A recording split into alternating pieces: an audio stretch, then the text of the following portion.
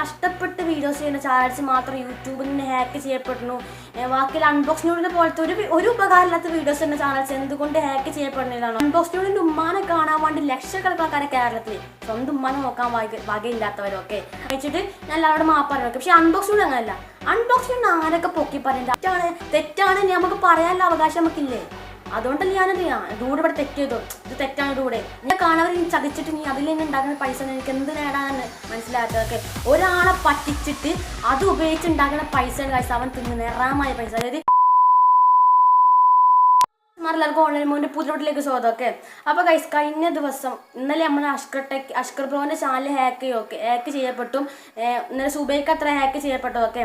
അപ്പോൾ ഒരുപാട് പേര് ചോദിക്കേണ്ടതിന് എന്തുകൊണ്ട് ഇത്രയും കഷ്ടപ്പെട്ട് വീഡിയോസ് ചെയ്യുന്ന ചാനൽസ് മാത്രം യൂട്യൂബിൽ നിന്ന് ഹാക്ക് ചെയ്യപ്പെടുന്നു?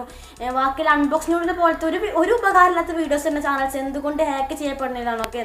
അപ്പോൾ അതിൻ്റെ ഒരു ഉത്തരം തേടി ഞാൻ കുറേ അന്വേഷിച്ചപ്പോഴാണ് എനിക്ക് സംഭവം മനസ്സിലായത്. വേറെ ഒന്നല്ല ഗൈസ്, അതൊക്കെ പറഞ്ഞതൊക്കെ. അതായത് അൺബോക്സിനോട് പേഴ്സണലി കുറച്ച് ഈറുള്ള ആളാണ് ഞാൻ, കാരണം എനിക്കറിയാലോ. അതുകൊണ്ട് അതിൽ വീഡിയോ ഉൾപ്പെടുത്തുന്നുണ്ട്. പിന്നെ എന്തുകൊണ്ട് അൺബോക്സിനോട് തന്നെ പോലത്തെ അങ്ങനത്തെ വലിയ ചാനൽസ് ഇതിൽ ഹാക്കേഴ്സിൻ്റെ കയ്യിൽ പെടുന്നില്ല എന്നോട് ഞാൻ പറഞ്ഞതൊക്കെ. ഇന്നലെ ഒരുപാട് പേര് ഈ ഒരു ക്വസ്റ്റ്യൻ ചോദിച്ചിന്, എന്തുകൊണ്ട് അൺബോക്സിനോട് തന്നെ ഒരു കുട്ടികളുടെ ചാനൽ മാത്രം ഹാക്കായിരുന്നില്ല, ബാക്കിയുള്ള കഷ്ടപ്പെട്ട് വീഡിയോ ചെയ്യുന്ന യൂട്യൂബ് ചാനൽ എന്തുകൊണ്ട് ഇത്ര പെട്ടെന്ന് ഹാക്ക് ചെയ്യപ്പെടണമൊക്കെ. ഒന്നാമത്തെ കാരണം, ഈ കഷ്ടപ്പെട്ട് വീഡിയോസ് ചെയ്യുന്ന യൂട്യൂബ് ചാനൽസിന് വ്യൂസ് വളരെ കുറവായിരിക്കും. ഓക്കെ, കുട്ടികളെ അങ്ങനത്തെ ചാനൽസ് കാണാത്തതുകൊണ്ട് തന്നെ വ്യൂസ് വളരെ കുറവായിരിക്കും. അതുകൊണ്ട് തന്നെ ആ വീഡിയോക്ക് കിട്ടുന്ന ഏണിങ്സും വളരെ കുറവായിരിക്കും. അതായത് കിട്ടുന്ന വരുമാനം കുറവായിരിക്കും. ഓക്കെ, അപ്പോൾ ആ ഒരു സാഹചര്യത്തിൽ എല്ലാവരും പെയ്ഡ് പ്രൊമോഷൻ, അതായത് പ്രൊമോഷൻ തേടി പോകും. ഓക്കെ, അങ്ങനത്തെ അവസരത്തിലാണ് കൂടുതൽ ഈ ചെറിയ ചാനൽസ് കൂടുതൽ ഹാക്ക് ചെയ്യപ്പെടുന്നത്. വലിയ ചാനൽസ് എന്തുകൊണ്ട് ഹാക്ക് ചെയ്യപ്പെടുന്നത്, അവർ പ്രൊമോഷൻ ചെയ്തിട്ട് എന്തുകൊണ്ട് ഹാക്ക് ചെയ്യപ്പെടുന്നില്ല വെച്ചാൽ അവർക്ക് ഹൈ പ്രൊട്ടക്റ്റീവ് സിസ്റ്റം ഉണ്ട്. അതായത് ഭയങ്കര വലിയൊരു PC കമ്പ്യൂട്ടർ ഭയങ്കര രീതിയിലൊരു സിസ്റ്റം ഉണ്ടാവും അവർക്ക്. അതുകൊണ്ട് തന്നെ അവർ ചാനൽ അങ്ങനെ പെട്ടെന്ന് തന്നെ ഹാക്ക് ആവില്ല. ഹാക്കേഴ്സിന് നമ്മളെ ചാനൽ ഹാക്ക് ചെയ്യാൻ വയ്ക്കില്ല. ഓക്കെ, പിന്നെ ഒരുപാട് ഫോൺസ് ഉണ്ടാവും, ഒരുപാട് സംഭവങ്ങളൊക്കെ ഉണ്ടായതുകൊണ്ട് തന്നെ അവർ ചാനൽ ഹാക്കായി പോകുമല്ലോ. ഒക്കെ ഈ യൂട്യൂബിൽ തുടർന്ന് വളർന്നു വരുന്ന യൂട്യൂബേഴ്സ്, ഈ മീൻസ് 6 ലക്ഷം 7 ലക്ഷം ഫോളോവേഴ്സിലൊക്കെ ഹാക്കായി ഒന്നാമത്തെ കാരണം അവർ പ്രൊമോഷൻ ഒരുപാട് ചെയ്യുന്നതുകൊണ്ടല്ല, ചെയ്യുമ്പോൾ ഹാക്കേഴ്സ് ആയിരിക്കും കൂടുതൽ മെയിലായിരിക്കും. ഒക്കെ, അപ്പോൾ ഈ ഒരു കാരണം കൊണ്ടാണ് കുറേ യൂട്യൂബേഴ്സ് യൂട്യൂബിന് ഹാക്കായി പോകുന്നത്. അത് ചളി വീഡിയോസ് ഇടാത്ത ഒരുപാട് യൂട്യൂബേഴ്സ് ഹാക്കായി പോകുന്നത്. കാരണം അവർ ചളി വീഡിയോസ് ഇടുന്നില്ല, അതുകൊണ്ട് വ്യൂസ് ഇല്ലാത്തതുകൊണ്ട് പൈസയും കിട്ടില്ല. ഓക്കെ, അപ്പോൾ ഈ ഒരു കാരണം കൊണ്ട് അവർ പ്രൊമോഷൻ നേടിപ്പോകും. പ്രൊമോഷൻ ചെയ്ത് അവസാനം ചാനൽ ഹാക്കാവും. ഓക്കെ, അവസ്ഥയാണ്. പിന്നെ എനിക്ക് പറയുകയാണെങ്കിൽ അൺബോക്സിനോട് ചെറിയ രീതിയിൽ വ്യക്തിപരമായുള്ള ആളാണ് ഞാൻ. കാരണം വേറെ ഒന്നല്ല, അതുകൊണ്ട് ഞാൻ പറഞ്ഞത്. അത് പറഞ്ഞിട്ടില്ലെങ്കിൽ കുറേ ആൾക്കാർക്ക് കമൻറ്റിൽ കുറേ ആൾക്കാർ എന്തുകൊണ്ട് ചോദിക്കാൻ ചാൻസ് ഉണ്ടൊക്കെ. അതായത് അൺബോക്സിനോടുള്ള വീഡിയോസ് കഴിച്ച് എങ്ങനത്തെ വീഡിയോസ് സത്യം പറഞ്ഞാൽ മൊബൈലിൽ പുല്ല് കൊടുക്കാം, ഫോട്ടോഷോപ്പിൽ ഉമ്മാൻ്റെ മുഖം കാണിക്കാം, ഇതിലൊക്കെ എന്തേ തരത്തിലുള്ള കണ്ടന്റ് ഗൈസ്. അൺബോക്സിനോടിൻ്റെ ഉമ്മാനെ കാണാൻ വേണ്ടി ലക്ഷക്കണക്കിന് ആൾക്കാരെ കേരളത്തിൽ സ്വന്തം ഉമ്മാനെ നോക്കാൻ വകയില്ലാത്തവരൊക്കെ അങ്ങനെ തന്നെ വേണമെങ്കിൽ പറയാം. അതായത് ഒരു രീതിയിലുള്ള ചളി വീഡിയോസും അപ്ലോഡ് ചെയ്തിട്ട് ലക്ഷക്കണക്കിന് പൈസയും ആയിരക്കണക്കിന് കോടിക്കണക്കിന് വ്യൂസ് ഉണ്ടാക്കുന്ന ചാനലാണ് ഗൈസ് അൺബോക്സിനോടിൻ്റെ ചാനലൊക്കെ.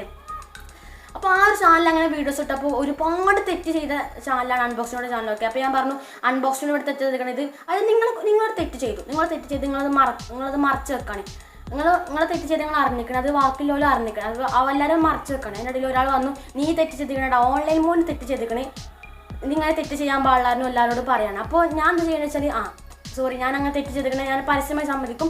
അതിനുശേഷം ഞാൻ തെറ്റ് ചെയ്താണ് സമ്മതിച്ചിട്ട് ഞാൻ എല്ലാവരോടും മാപ്പാറി വെക്കും. പക്ഷേ അൺബോക്സിനോട് അങ്ങനെയല്ല.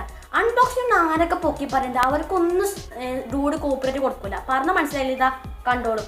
2 കോപ്പറേറ്റ് സ്ട്രൈക്ക് എൻ്റെ ചാനലിൽ ഇപ്പോൾ വന്ന് നടക്കണം. ഓക്കെ, ഒരു സ്ട്രൈക്ക് കിട്ടിയ ചാനൽ ബാനായി, അതായത് ചാനലിന് പോകുന്ന അവസ്ഥയാണ്. ഓക്കെ, 2 സ്ട്രൈക്ക് വന്നിരിക്കുന്നത്. 2 തന്നെ ഡൂഡാണ്. ഡൂഡിന് ദിവസം മെയിലായിരിക്കും എന്തുകൊണ്ട് എൻ്റെ ചാനലിൽ മാത്രം സ്ട്രൈക്ക് തരണം. അപ്പോൾ ഡൂഡിൻ്റെ ഒരൊറ്റ ആൻസർ ഉള്ളൂ, നീ അൺബോക്സിങ് ഡൂഡിൻ്റെ കുറ്റം കണ്ടുപിടിക്കാൻ ജനിച്ചവനാണ്. ഒരാൾ കുറ്റം ചെയ്യണമെങ്കിൽ അത് കുറ്റമാണ് തെറ്റാണ് നമുക്ക് പറയാനുള്ള അവകാശം നമുക്കില്ലേ? അതുകൊണ്ടല്ലേ ഞാനത് ഡൂഡ് ഇവിടെ തെറ്റ് ചെയ്തു, ഇത് തെറ്റാണ് ഡൂടെ, നിങ്ങൾ ചെയ്യാൻ പാടില്ല. നിന്റെ വീടെ കാണാൻ നീ ചതിച്ചിട്ട് നീ അതിൽ നിന്ന് ഉണ്ടാക്കുന്ന പൈസ എനിക്ക് എന്ത് നേടാനാണ് മനസ്സിലാകാത്തതൊക്കെ. ഒരാളെ പറ്റിച്ചിട്ട് അത് ഉപയോഗിച്ച് ഉണ്ടാക്കുന്ന പൈസയുടെ പൈസ അവൻ തിന്ന് നിറാമായ പൈസ. അതായത് full scripted pranks, full scripted videos.